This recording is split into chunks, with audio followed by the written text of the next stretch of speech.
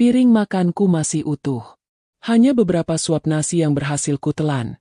Sisanya dingin, lembek, dan tak berasa. Di ruang tamu, suara ibu mertua sudah naik 1 oktav sejak tadi. Kupikir ia sedang bicara dengan tetangga. Tapi ternyata tidak. Ia sedang membicarakan aku. Lagi, kalau cuma numpang makan, semua orang juga bisa. Tapi ya itu, kalau cuma ngandelin suami, sampai kapan? Coba. Aku diam di pojok dapur. Jemariku menggenggam sendok yang bergetar. Bukan karena takut, tapi karena aku sedang menahan tangis yang sudah memenuhi kerongkongan. Tangis yang kutelan pelan-pelan, supaya tak ada yang tahu betapa dalam luka ini. Aku tak pernah pamer kerjaanku. Sejak menikah, aku putuskan untuk bekerja dari rumah, mengandalkan laptop dan jaringan internet. Tak ada seragam, tak ada absen, tak ada atasan, tapi ada target. Dan di balik layar itu, setiap bulan ada nominal gaji yang tak pernah mereka bayangkan. Tapi mereka tak peduli. Baginya, aku hanya perempuan pemalas, yang kerjaannya diam di kamar, menatap layar, tanpa pernah bantu di dapur, tanpa pernah ikut kerja bakti, tanpa pernah setor muka ke tetangga. Suamiku, Bima, pernah sekali membela. Tapi hanya sebentar. Karena setiap kali ia mencoba menjelaskan, ibunya langsung menyela. Bela aja terus. Perempuan kayak gitu. Lama-lama kamu juga yang susah sendiri. Dan Bima memilih diam. Seperti aku. Sejujurnya, aku bukan tidak mau terbuka. Tapi sejak awal, caraku hidup selalu dipandang rendah. Aku bukan orang berada. Tapi aku kerja keras. Aku bisa cukup, bahkan lebih. Tapi karena tak ada yang tahu nominal penghasilanku, mereka anggap aku ini beban. Aku masih ingat malam saat aku pertama kali ikut tinggal di rumah mertua. Waktu itu aku menyapu halaman, membersihkan kamar, menyiapkan makan malam. Tapi pagi harinya, tetap saja yang terdengar. Simba itu dari kemarin belum cuci baju, belum bantu masak, tidur mulu kayak nggak punya malu. Aku tersenyum getir waktu itu. Karena memang tak ada yang tahu. Semalaman aku begadang selesaikan proyek desain yang tenggatnya tinggal hitungan jam. Mata merah, kepala berat. Tapi aku diam. Mungkin aku memang bodoh. Kenapa aku pilih menyembunyikan semuanya? Kenapa aku tak pernah bicara soal gajiku, soal kerjaanku, soal pencapaianku? Karena aku ingin lihat sejauh mana mereka memandangku rendah. Kadang, aku berpikir, kalau saja aku tunjukkan slip gajiku, tunjukkan saldo rekeningku, tunjukkan kontrak kerjasama dengan klien luar negeri, mungkin semua akan berubah. Tapi tidak. Aku tidak ingin semua berubah karena uang. Aku ingin mereka berubah karena hati. Tapi ternyata hatinya sudah lama tertutup. Pernah suatu kali, ada acara keluarga. Aku duduk di teras, diam. Sementara mereka sibuk membandingkan anak-anak menantu. Itu si Lucy, menantu Tante Wati, kerja di bank. Cantik, rapi, dan gak pernah pakai daster. Lalu matanya melirik ke arahku. Seakan sengaja. Kalau yang ini, ya gitu deh. Dari mukanya aja udah kelihatan. Aku genggam rokok erat. Suara tawa mereka menggema. Seperti irama yang menampar wajahku berulang kali. Tapi aku tetap diam. Karena dalam diamku, aku sedang menyiapkan sesuatu. Aku tidak miskin. Aku hanya sedang menyimpan luka dan rencana. Rencana untuk pergi. Rencana untuk bangkit. Rencana untuk membuktikan. Tanpa perlu satu pun kata. Tapi sebelum itu, aku ingin tahu. Sampai sejauh apa mereka bisa merendahkanku. Dan malam itu, ketika aku membuka laptop, menatap email dari klien baruku di Australia, aku sadar, waktunya semakin dekat. Aku hanya perlu sedikit lagi sabar. Sebab sesuatu yang besar sedang menanti di ujung luka ini. Suasana rumah tak pernah benar-benar tenang. Bahkan saat tidak ada suara, tetap ada rasa sesak yang menggantung di udara. Dan pagi itu, aku tahu, badai akan datang lagi. Kamu tahu gak? Mbak Dian tuh cuma numpang hidup. Gak nyumbang listrik, gak beli beras. Suaminya aja yang banting tulang. Itu suara bibi dari pihak suami. Kudengar dari celah pintu. Sedang mengobrol dengan ibu mertuaku di ruang tengah. Mereka mengira aku belum bangun. Padahal aku sudah menyiapkan sarapan sejak subuh. Pantes bajunya itu-itu aja. Cuma punya 2. Kayaknya. Kasihan amat. Ya. Aku berdiri kaku di balik pintu kamar. Jantungku berdegup pelan tapi panasnya menjalar ke ubun-ubun. Aku tidak miskin. Bahkan bajuku lebih banyak dari isi lemari mereka. Hanya saja aku memilih sederhana. Tapi yang mereka lihat, hanya dari permukaan. Tak lama kemudian, aku keluar kamar. Membawa nampan berisi teh hangat dan kue kering. Mereka langsung terdiam saat melihatku. Aku tersenyum sopan. Ini teh, Bu, Bei. Silakan diminum. Mereka hanya menoleh tanpa bicara. Lalu kulihat mereka saling melempar pandang, menahan geli, seperti sedang menertawakanku diam-diam. Aku balik ke dapur. Di sana, aku tutup wajah dengan kedua tangan. Rasanya ingin berteriak, ingin kabur, ingin memukul tembok. Tapi sekali lagi, aku diam. Aku punya prinsip. Aku tak akan membalas dengan mulut. Aku akan membalas dengan pencapaian. Hari itu aku masuk kamar, menyalakan laptop, dan membuka folder yang hanya aku sendiri tahu isinya. Folder berisi salinan invoice dari luar negeri. Ada logo PayPal. Ada nilai yang jika dirupiahkan, cukup untuk hidup nyaman satu keluarga selama 3 bulan. Tapi tetap kunci. Tetap kusembunyikan. Karena aku tidak ingin dihargai hanya setelah tahu isi dompetku. Waktu berlalu. Rasa sesak itu menumpuk. Menjadi luka yang mengeras. Tapi aku terus bekerja. Proyek demi proyek ku selesaikan. Tak peduli siang atau malam. Tak peduli suara-suara sumbang dari ruang tamu. Sampai akhirnya, Allah memberiku jalan. Seorang klien dari Kanada memberiku tawaran. Sebuah proyek jangka panjang dengan nominal fantastis. Aku sempat bimbang. Kalau ku terima, artinya aku harus kerja lebih keras. Tapi aku juga tahu, ini pintu menuju kebebasan. Aku iakan proyek itu. Dan sejak hari itu, aku bangun pukul 4, tidur pukul 12 malam. Aku hanya tidur 2-3 jam sehari. Tapi tidak ada yang tahu. Karena setiap hari aku tetap terlihat sebagai menantu yang malas, yang hanya duduk di kamar, yang bajunya itu-itu saja. Tak lama, ibu mertua mengumpulkan semua orang. Ada acara kecil-kecilan. Aku diminta bantu masak, cuci piring, dan menyapu halaman dalam waktu bersamaan. Dan saat aku lambat sedikit, suara keras itu muncul lagi. Kamu itu kerja apa sih, Dian? Main laptop gak jelas. Kerja rumah gak selesai, bikin orang capek aja. Aku terdiam di dapur. Tangan ini menggenggam pisau dapur. Tapi aku tahu, bukan itu jalannya. Aku hanya mengangguk dan melanjutkan memotong sayur.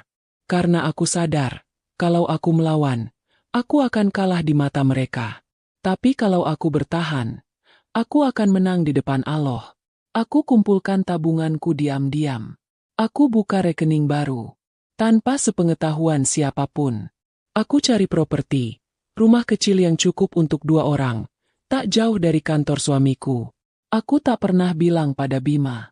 Tapi diam-diam, aku cicil. Aku bayar DP-nya. Aku lunasi perlahan, dengan hasil jerih payahku sendiri. Setiap kali ibu mertua menyindir, aku senyum. Karena aku tahu, waktu itu sedang berjalan ke arah yang kutunggu-tunggu. Dan saat Bima kehabisan uang karena ada kebutuhan mendadak, aku bantu. Tapi tetap, aku bilang itu dari tabungan lama. Karena aku masih ingin melihat, sejauh apa mereka berani merendahkanku. Dan malam itu, saat aku duduk di kamar dan membuka saldo rekening yang hampir penuh, aku tahu, waktunya semakin dekat. Waktu di mana aku akan bangkit. Tanpa harus bicara. Hujan deras mengguyur malam itu. Angin menerpa dinding rumah seperti ingin menggugurkan semua yang tertahan.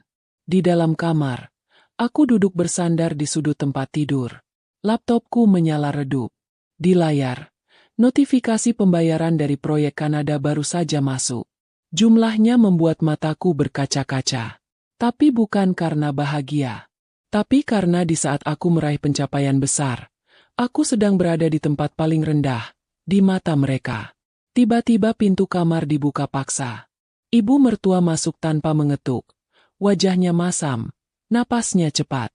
Saya capek, Mbak. Capek ngurus rumah sendirian. Anak saya juga capek kerja. Sementara kamu, tiap hari cuma nunduk di kamar, main laptop. Ini rumah bukan tempat tidur doang. Aku bangkit pelan. Kututup laptop dengan hati-hati. Lalu kupandangi ibu mertua dalam-dalam. Ingin sekali aku bicara. Ingin aku jawab semuanya. Buka semua bukti. Tapi tenggorokanku tercekat. Kata-kata seperti menguap di udara. Yang tersisa hanya detak jantung dan suara hujan. Kalau kamu nggak bisa bantu, bilang dari awal. Jangan numpang hidup doang. Kamu pikir enak tinggal di rumah orang tapi nggak berkontribusi? Aku menghela napas. Kukumpulkan semua sisa sabar yang masih tertinggal. Bu, saya kerja. Kerja? Di mana? Nggak pernah keluar rumah. Jangan-jangan cuma pura-pura sibuk, biar bisa ngeluyur di kamar terus. Aku menunduk. Tapi kali ini bukan karena malu. Tapi karena aku sedang menahan sesuatu yang jauh lebih besar dari kemarahan. Perlahan, aku duduk kembali. Kubuka laptop. Kucari satu folder yang sudah lama kupersiapkan. Lalu kutunjukkan layar itu ke arah ibu mertua. Di sana ada daftar klien. Ada tangkapan layar proyek, testimoni, dan nilai invoice yang nominalnya puluhan juta. Semua dalam bahasa asing. Semua jelas. Aku tak bicara sepatah kata pun. Hanya memperlihatkan. Ibu mertua mendekat. Matanya menyipit. Membaca pelan-pelan. Nafasnya mulai berubah. Dari cepat, menjadi ragu. Dari keras, menjadi berat. Semua ini, kamu. Aku mengangguk pelan. Tak ada nada sombong. Tak ada suara tinggi. Hanya kebenaran yang akhirnya kutunjukkan. Saya kerja dari rumah. Saya digaji per proyek, Bu. Dan alhamdulillah, saya tidak pernah kekurangan. Matanya tak berkedip. Mulutnya terbuka setengah, seperti ingin bicara. Tapi tak tahu harus mulai dari mana. Aku melanjutkan. Saya tidak pernah minta apa-apa. Tidak pernah minta dihormati. Saya cuma ingin hidup tenang. Tapi sejak awal, saya sudah dipandang sebelah mata. Suasana kamar mendadak hening. Hujan masih turun di luar. Tapi di dalam, waktu seakan berhenti. Saya bisa beli rumah ini, Bu. Kalau saya mau. Tapi saya diam. Karena saya hormat. Bukan karena saya takut. Kata-kata itu kuucapkan dengan datar. Tapi setiap huruf seperti menancap dalam kedinding harga diri yang selama ini mereka bangun untuk merendahkanku. Ibu mertua akhirnya duduk. Pelan, tangannya menyentuh lengan kursi. Wajahnya mulai berubah. Tidak lagi marah. Tapi bingung. Bingung karena selama ini, yang ia rendahkan, ternyata bukan orang lemah. Tapi orang sabar. Aku bangkit. Masuk kamar mandi. Kusiram wajahku dengan air dingin. Tapi dada ini masih panas. Bukan karena amarah. Tapi karena luka-luka lama yang perlahan terbuka. Dan akhirnya mulai sembuh. Dengan bukti. Malam itu, Bima pulang lebih awal. Kulihat ibu mertuaku langsung mengajaknya bicara di ruang tamu. Aku tidak tahu apa yang mereka bicarakan. Tapi sejak malam itu, tidak ada lagi teriakan. Tidak ada lagi sindiran. Semua mulai berubah. Tapi bukan karena mereka sadar. Melainkan karena mereka takut. Takut. Karena aku sudah tak bisa lagi mereka pijak. Sejak malam itu, suasana rumah berubah. Bukan karena cinta. Tapi karena rahasia yang terbongkar. Ibu mertua yang dulunya lantang. Kini jadi sering senyum-senyum. Suaranya jadi lebih pelan. Kalimatnya lebih manis. Tapi aku tahu, bukan karena ia menyesal. Tapi karena ia sadar, yang selama ini ia rendahkan, bisa membeli harga dirinya. Pagi itu, aku baru keluar kamar ketika kulihat tante dari pihak suami datang. Biasanya, aku hanya jadi bayangan di matanya. Tapi kali ini, Ia mendekat, menyapaku dengan senyum palsu yang terlalu lebar untuk bisa disebut tulus. Mbak Dian, maaf ya kemarin-kemarin tante kalau pernah ngomong yang gak enak. Ternyata kamu hebat ya, kerjaannya keren. Boleh dong nanti ajarin anak tante kerja kayak kamu. Aku hanya tersenyum, tidak menjawab, hanya menunduk, lalu kembali ke dapur. Tapi telingaku masih bisa mendengar suara mereka berbisik di ruang tamu. Katanya penghasilannya gede, bisa sampai puluhan juta sebulan. Kok bisa ya? Padahal kerjanya cuma di kamar. Makanya itu, sekarang MAH harus dekat-dekat. Siapa tahu kecipratan. Dan benar saja. Setelah itu, satu persatu keluarga suami mulai datang. Ada yang sekadar mampir bawa gorengan. Ada yang tiba-tiba jadi ramah. Bahkan adik iparku yang dulu sering mengejek karena aku tak punya mobil, kini malah meminta diajari kerja online. Aku menatap mereka satu persatu. Ada rasa lucu, getir, dan muak. Semua berubah bukan karena mereka tahu siapa aku, tapi karena mereka tahu berapa yang aku punya. Sore itu, ibu mertua memanggilku ke ruang tamu. Aku baru saja menyelesaikan presentasi via Zoom dan belum sempat makan siang. Tapi aku penuhi panggilannya. Mbak, ibu mau minta tolong. Bulan ini rumah harus bayar pajak, tapi uangnya belum cukup. Bisa bantu? Ya? Aku terdiam. Bukan karena nominalnya, tapi karena cara bicaranya. Dulu, semua ucapan dari mulutnya seperti peluru. Tapi kini, seperti rayuan yang terlalu manis. Kemarin katanya kamu baru dapat proyek besar. Ya? Alhamdulillah banget. Berarti rezekinya lancar. Ya kan? Aku tahu arah pembicaraan ini. Aku tahu ia sedang mencoba menggali lebih dalam. Berharap aku akan membuka dompet lebar-lebar dan berbagi. Tapi aku sudah tidak sebodoh dulu. Aku tarik napas. Kutarik senyum tipis. Bu, kalau memang butuh bantuan, saya bisa bantu. Tapi mohon jangan bawa-bawa gaji saya lagi. Saya kerja bukan untuk jadi mesin uang keluarga. Ibu mertua terdiam. Matanya memicing. Tapi ia tidak berani menjawab. Karena sekarang, ia tahu posisiku tidak bisa lagi ia injak. Sejak itu, aku mulai menjaga jarak. Aku tetap bantu, tapi seperlunya. Aku tetap ramah, tapi tidak membuka pintu selebar dulu. Karena aku sadar, jika terlalu sering mengalah, mereka akan lupa siapa yang sebenarnya berharga. Bima sempat menanyakan perubahan sikapku. Ia heran kenapa aku jadi lebih pendiam, lebih tegas, lebih sering keluar rumah. Lalu aku katakan padanya bahwa aku lelah. Aku bukan orang miskin, Bei, tapi aku diperlakukan seperti sampah. Aku tahan bertahun-tahun karena aku menghormatimu. Tapi sekarang, aku harus menghargai diriku juga. Bima tak bisa menjawab. Ia menunduk, mungkin merasa bersalah. Tapi aku tidak ingin menyalahkannya. Aku hanya ingin ia tahu bahwa aku bukan perempuan yang bisa diinjak selamanya. Seminggu kemudian, aku minta izin padanya. Aku ingin pindah. Rumah kecil yang selama ini kucicil sudah selesai. Kunci ada di tangan. Dan aku ingin menghirup udara yang lebih jujur, lebih tenang, meski jauh dari mereka. Aku masih istrimu. Tapi aku bukan boneka keluarga. Bima mengangguk. Dan malam itu, aku kemasi semua barangku. Dan tanpa suara, aku pergi. Bukan melarikan diri, tapi menjemput kebebasan yang selama ini kutahan. Pagi itu, aku berdiri di depan sebuah rumah mungil, bercat putih, dengan pagar hitam yang kukunci dengan tanganku sendiri. Udara segar, suara burung dari kejauhan, dan yang paling penting, tidak ada suara menyakitkan dari balik dinding. Rumah ini bukan rumah mewah, tapi rumah ini milikku. Dibeli dari keringat yang mereka anggap sia-sia. Dibangun dari luka yang mereka torehkan tiap hari. Dan kini, rumah ini adalah bukti bahwa diamku bukan karena lemah, tapi karena aku menunggu waktu. Aku masih ingat, hari pertama aku tinggal di sini. Rasanya seperti keluar dari sangkar. Aku bisa bekerja tanpa ketukan paksa di pintu, tanpa omelan soal dapur, Tanpa sindiran soal baju, tanpa tatapan meremehkan. Beberapa hari kemudian, Bima datang.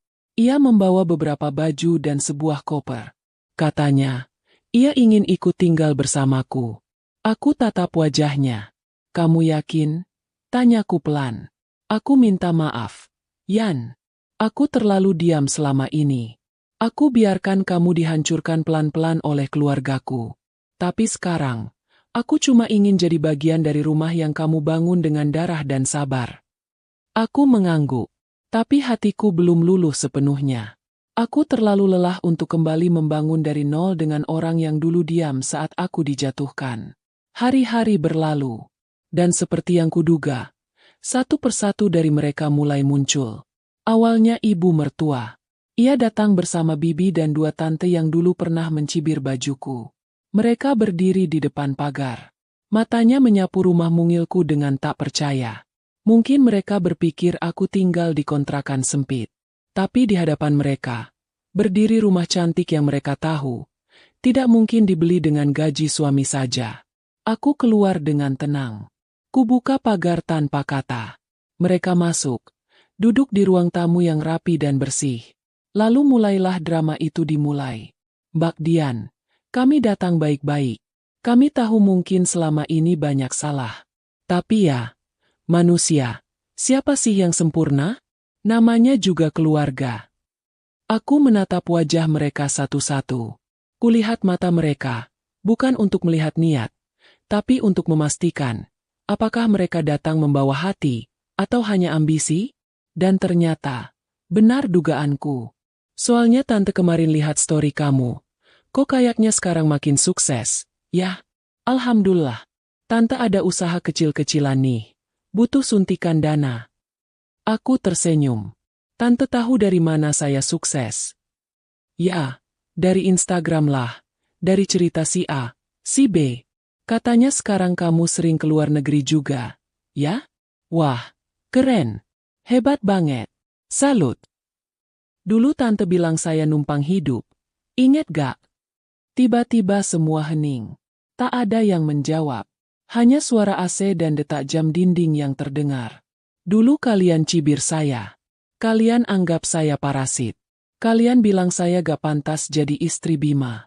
Tapi sekarang, kalian datang dengan senyum palsu, berharap saya bantu usaha kalian. Tante itu tertawa kecil. Tapi gugup. Ya namanya juga masa lalu. Jangan disimpan di hati. Saya tidak simpan. Tapi saya belajar. Bahwa keluarga bisa jadi tempat paling dingin kalau tidak ada ketulusan di dalamnya. Aku berdiri. Lalu berkata pelan. Saya tidak akan bantu kalian. Bukan karena saya pelit. Tapi karena saya tidak mau menumbuhkan benalu. Saya beli rumah ini diam-diam. Saya kumpulkan uang sendiri, tanpa kalian tahu. Tapi sekarang, saya tidak ingin 1 rupiah pun dari hasil saya dipakai untuk menyuap mulut yang pernah meludahi saya. Tak ada yang bicara, tak ada yang bisa tertawa, karena mereka tahu, semuanya sudah terlambat. Hari itu, mereka pulang dengan langkah pelan, tanpa suara, tanpa pamit yang tulus. Mereka pergi. Membawa rasa malu yang selama ini mereka tanamkan ke tubuhku sendiri. Dan aku masuk ke rumahku. Kupeluk diriku sendiri. Bukan karena sedih, tapi karena akhirnya, aku bisa hidup, tanpa perlu lagi menyembunyikan siapa diriku sebenarnya.